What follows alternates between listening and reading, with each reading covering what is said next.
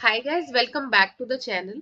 इस चैनल पे हम क्लास 11 ज्योग्राफी एनसीईआरटी कर रहे हैं फिलहाल। बुक का नाम है fundamentals of physical geography and हमने यूनिट 1 से ही स्टार्ट किया है, which is geography as a discipline, जिसमें एक ही चैप्टर है which goes by the same name. अब हमने एनसीईआरटी में फर्स्ट चैप्टर पैरावाइज स्टार्ट किया था। ऑलमोस्ट हम सब टॉपिक्स पढ़ चुके हैं इस चैप्टर के, except for the last topic जो कि हमारा आज का सब्जेक्ट है। तो आज की क्लास है physical geography and its importance. अगर आपने पिछली क्लासेस देखी है तो थैंक यू। अगर नहीं देखी है तो आई विल सजेस्ट यू आप वो क्लासेस देखिएगा, then this class will make more sense to you. तो physical geography and its importance. Before starting this topic I will give you a disclaimer. इस पैराग्राफ में काफी फिनोमिनन्स की बात हुई है जो कि ब्रीफ में बताए गए हैं। तो मे बी अभी आपको 60% मेरी बात ही समझ में आए, लेकिन ट्रस्ट मी आप मेरे साथ जुड़े रहिएगा, क्योंकि जिन भी फिनोमिनन्स की बात हो रही है वो चैप्टर वाइज आगे मैं आपको पढ़ाऊंगी और एक इलेबोरेट डिस्कशन होगी उन चैप्टर्स पे।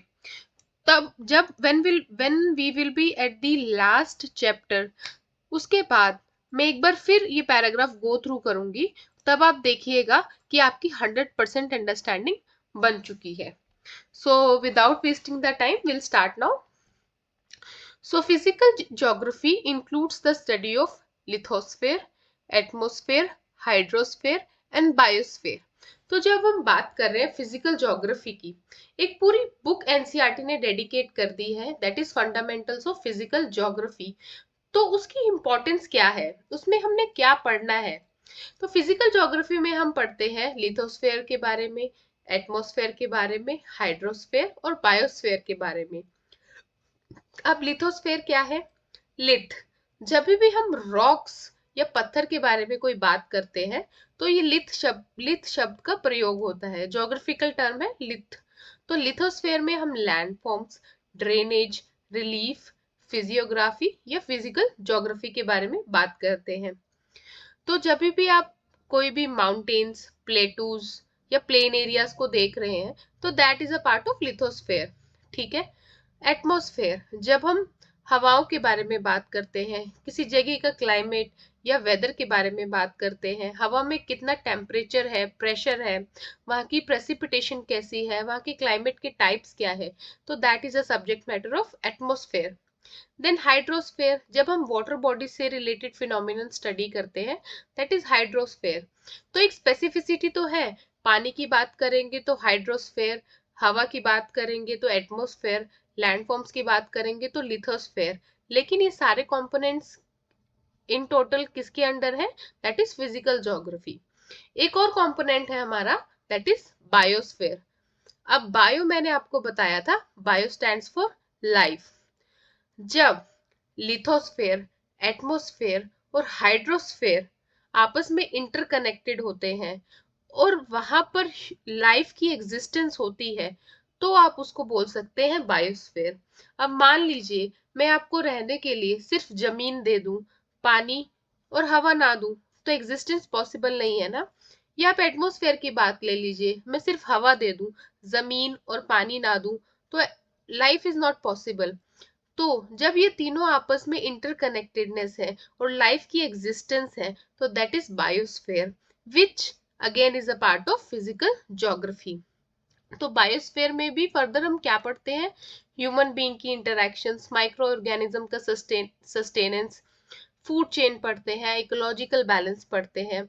आप बिल्कुल मत घबराइएगा, ये सारे जो फिनोमिनन्स है आगे चैप्टर्स में इलेबोरेटली हम डिस्कस करने वाले हैं।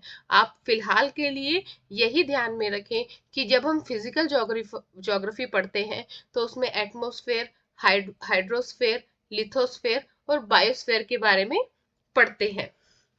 अब क्या बोल रही है NCERT? Soils are form through the process of pedogenesis and depend upon the parent rock, climate, biological activity and time. अब जो सॉइल है उसकी फॉर्मेशन को हम क्या क्या साइंटिफिक टर्म दे रहे हैं? पीडियोजेनेसिस। तो किसी भी सॉइल की जो फॉर्मेशन होती है वो उसके पेरेंट रॉक के ऊपर डिपेंडेंट होती है, क्योंकि जो मिट्टी है वो कहाँ से बन रही है, पत्थर से बन रही है ना। तो जिस पत्थर से मिट्टी बन रही है तो उसी की प्रॉपर्टी उस मिट्टी में पाई जाएगी। वहाँ का क्लाइमेट कैसा है, वहाँ की जो बायोलॉजिकल एक्टिविटी कैसी है। और टाइम एक बहुत बड़ा फैक्टर है सॉइल फॉर्मेशन में। जितना ज्यादा टाइम लगेगा मिट्टी को बनने में, उतनी ज्यादा मिट्टी जो है वो मेच्योर होती जाएगी और उतना ज्यादा उसका प्रोफाइल अच्छा रहेगा। Each element is important for human beings, ये सारे एलिमेंट्स ह्यूमन बींग्स की एग्जिस्टेंस के लिए बहुत इंपॉर्टेंट है। Landforms provide the base on which human activities are located. अब कोई भी ह्यूमन एक्टिविटी हो रही है तो एक लैंडफॉर्म जो है वो एक बेस प्रोवाइड करता है। आप हवा में तो एक्टिविटीज नहीं करते ना। The plains are utilise for agriculture. अब बिना प्लेन्स के एग्रीकल्चर पॉसिबल नहीं है। Plateaus provide forest and minerals, plateaus से हमें कितने मिनरल्स मिलते हैं। माउंटेन्स में आप as as a tourist spot उसको यूज कर सकते हैं, वहाँ पे पास्टर्स के लिए यूज होते हैं माउंटेन्स, फॉरेस्ट भी मिल जाते हैं। And are a source of river providing water to lowlands, और मोस्ट इम्पोर्टेंटली रिवर का सोर्स है माउंटेन्स, है ना। Climate influences our house types, clothing and food habits. ये मैंने आपको पहले भी बताया था, नेचर की एग्जिस्टेंस और ह्यूमन की एग्जिस्टेंस इंटर रिलेटेड है। बाहर का क्लाइमेट आपकी लाइफस्टाइल को बदल देता है। बाहर के क्लाइमेट के अकॉर्डिंग आपकी लाइफ आपको अडेप्ट करना पड़ेगा। आप ये नहीं बोल सकते कि ठंडी है चलो कॉटन शर्ट डाल के निकल जाते हैं, फर्क नहीं पड़ेगा, फर्क पड़ेगा। The climate has a profound effect on vegetation, cropping pattern, livestock farming and some industries. Human lifes पे तो क्लाइमेट की इफेक्ट आती ही है, लेकिन जब हम बात करें किसी भी वेजिटेशन की, क्रॉपिंग पैटर्न की या इंडस्ट्रीज की, उसके ऊपर भी क्लाइमेट का बहुत ह्यूज इम्पैक्ट होता है।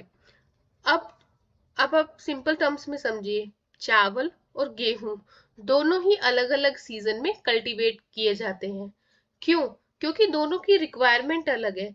इसीलिए जिस हिसाब से क्लाइमेट होगा उस हिसाब से आपकी क्रॉप कल्टीवेट की जाएगी। अगर क्लाइमेट में नमी है या क्लाइमेट गर्म है तब आप वीट कल्टीवेट नहीं कर पाएंगे। यही अगर क्लाइमेट ठंडा है तो आप वीट की कल्टीवेशन इजी हो जाती है। कुछ कुछ इंडस्ट्रीज होती हैं जो समर में ही वर्क करती है, कुछ इंडस्ट्रीज सिर्फ विंटर में ही वर्क करती हैं। तो आप समझ रहे हैं ना। तो क्लाइमेट जो है बहुत बड़ा फैक्टर है। Human beings have developed technologies which modify climatic elements in a restricted space such as ACs and coolers. काफी हद तक आज आप बाहर के जो आउटर क्लाइमेट कंडीशंस है उस घर में आप कंट्रोल करने की कोशिश करते हैं। गर्मियों में एसी लगा लेते हैं, कूलर्स लगा लेते हैं, सर्दियों में हीटर्स लगा लेते हैं, बाहर ज्यादा पोल्यूशन है तो एयर प्यूरिफायर लगा लेते हैं।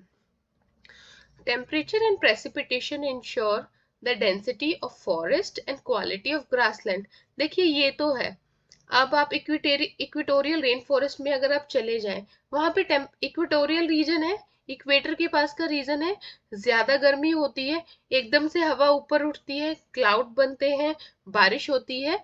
और जितनी ज्यादा बारिश होगी फॉरेस्ट भी उतने ज्यादा डेंस होंगे, है ना। तो आपने सुना होगा ना अमेज़न रेन फॉरेस्ट। तो टेम्परेचर और प्रेसिपिटेशन का बहुत बड़ा रोल होता है फॉरेस्ट की डेंसिटी पे, और साथ में ग्रासलैंड की क्वालिटी भी पता चलती है। In India monsoonal rainfall sets the agricultural rhythm in motion. और इंडिया में तो मॉनसून तो बहुत बड़ा सोर्स है। एक फार्मर को अपने खेत में जितना पानी चाहिए तो मॉनसून के ऊपर बहुत रिलायंस है उनका। आपने सुना होगा बड़ों से कि इस साल मॉनसून थोड़ा डिले हो गया तो फार्मर्स को दिक्कत हो रही है, उनकी फसलें खराब हो रही है। Precipitation recharges the groundwater aquifers which later provide water for agriculture and domestic use. और ये बारिश की वजह से जो ग्राउंड वाटर होता है हमारा वो भी फिल हो जाता है, जो बाद में एग्रीकल्चर के लिए भी यूज हो सकता है और डोमेस्टिक यूज भी ले सकते हैं उससे। We study oceans which are the store house of resources. आप ओशंस पढ़ते हैं, कितने ज्यादा रिसोर्सेज होते हैं ओशन में। सी फूड ले लीजिए, मिनरल्स ले लीजिए, पेट्रोलियम मिलता है ना। India has developed the technology for collecting manganese nodules from oceanic bed. अब मैंगनीज नोड्यूल्स क्या होते हैं? आप इनको पॉलीमेटेलिक नोड्यूल्स भी बोल सकते हैं। तो टाइम के साथ साथ धीरे धीरे छोटे छोटे मिनरल्स जब अ, मतलब पानी के साथ या रेनफॉल के साथ ओशन में जाते हैं, कलेक्ट होते रहते हैं, over a period of 1000 years collect होके नोड्यूल्स जब बना लेते हैं तो उनको मैंगनीज नोड्यूल बोलते हैं। इसमें आपको मैंगनीज, इन नोड्यूल्स में आपको मैंगनीज, आयरन, निकल, कोबाल्ट, कॉपर, ऐसे बहुत सारे यूजफुल मिनरल्स मिलते हैं। तो इंडिया ने वो टेक्नोलॉजी डेवलप कर ली है इन नोड्यूल्स को एक्सट्रैक्ट करने की। Soils are renewable sources which influence a number of economic activities such as agriculture. तो सॉइल्स एक रिन्यूएबल सोर्स है, बनती बिगड़ती रहती है और बहुत सारी एक्टिविटीज को सपोर्ट करती है, जैसे कि एग्रीकल्चर। इनफैक्ट बहुत सारी एक्टिविटीज हैं, without soil that is not possible. जो माइक्रो ऑर्गेनिज्म होते हैं उनका तो घर ही है ना सॉइल, और कितनी सारी एक्टिविटीज कैरी आउट करते हैं माइक्रो ऑर्गेनिज्म। फूड चेन में कितना रोल है माइक्रो ऑर्गेनिज्म का।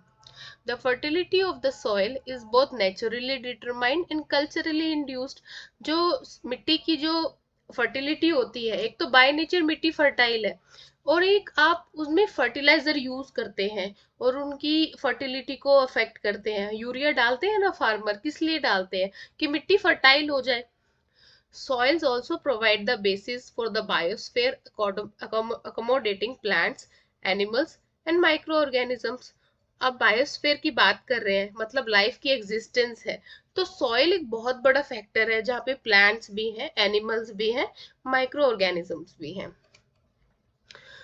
तो ये सब आप, ये जो मैंने आपको पैराग्राफ में बताया, ये क्या है? ये जो फिजिकल एनवायरनमेंट है हमारा, जो नेचर द्वारा दिए गए रिसोर्सेज है, उनकी यूजफुलनेस है, मतलब कैसे हर एक एलिमेंट इतना इम्पोर्टेंट है हमारी एग्जिस्टेंस के लिए। Sorry. The study of physical geography is emerging as a discipline of evaluating and managing natural sources.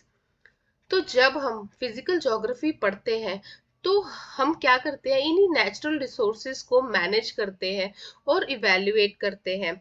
In order to achieve this objective it is essential to understand the intricate relationship between physical environment and human beings. तो बहुत ज्यादा जरूरी है कि आप एक watch रखें कि ये जो रिसोर्सेज हमें प्रोवाइड किए गए हैं बाय मदर अर्थ, और जो ह्यूमन बींग्स है कैसे यूज में लेके आ रहे हैं रिसोर्सेस। बिकॉज आप उनको यूज तो करें लेकिन एक्सप्लॉइट ना करें।